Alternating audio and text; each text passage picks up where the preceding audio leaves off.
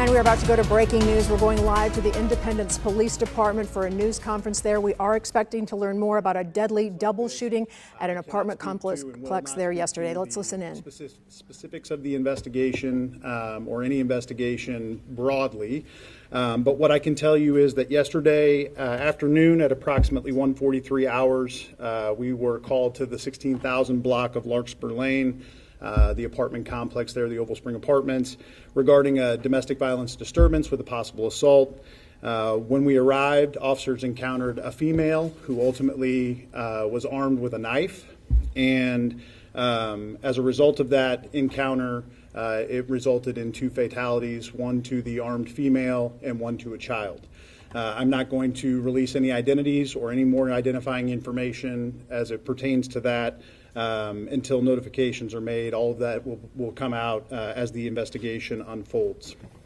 As you can imagine, this is heartbreaking. I'm a father and a husband, and just like anything that would tragically affect a family, my heart goes out to that family that was absolutely torn apart yesterday.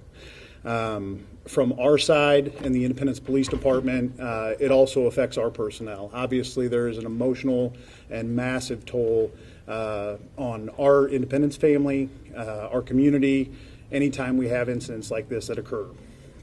I can tell you that per normal protocols, the officer that fired, and there was one that fired, is on administrative leave. The other officers that initially responded are also on administrative leave at this time, which is normal protocol for us while the investigation plays out.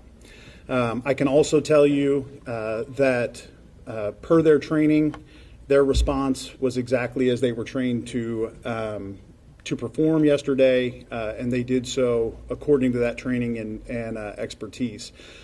We have systems in place and incredible partners in this agency, within this community, that we rely on day in and day out to perform our duties, and we had that in place yesterday. There was one of our mental health co-responders that was on scene and actually responded to the scene to engage, and ultimately was did not end up engaging before the situation escalated to where it ultimately resulted in those fatalities.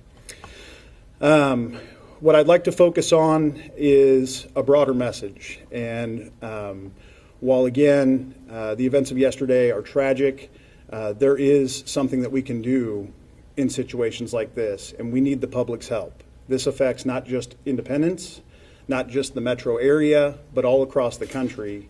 We are seeing large numbers of incidents where we have juveniles that are armed with guns that end in violence, or accidents. We have people with substance abuse issues, mental health crises that end in violence or accidents, and we need help. Oftentimes, in the public, these are family members, these are friends, these are neighbors. There are signs and signals that present themselves far before the police ever become involved. And what we are pleading for is those individuals, not to sound cliche, but when you see something, please say something. I know that that doesn't always turn out as expeditiously as all involved hope, but it is better than nothing. And when we all come together as a community and look out for one another, there's a higher likelihood that we can prevent things like this from ever happening. To aid in that endeavor, I'm going to show you a public service announcement that we have put out previously, and my hope is that you all can help us amplify that message across our community, which speaks to specifically incidents that we've experienced here in the past couple weeks being prevented in the future with a little bit more awareness and responsibility within our community. So we'll show that, and then I'll conclude and take some questions.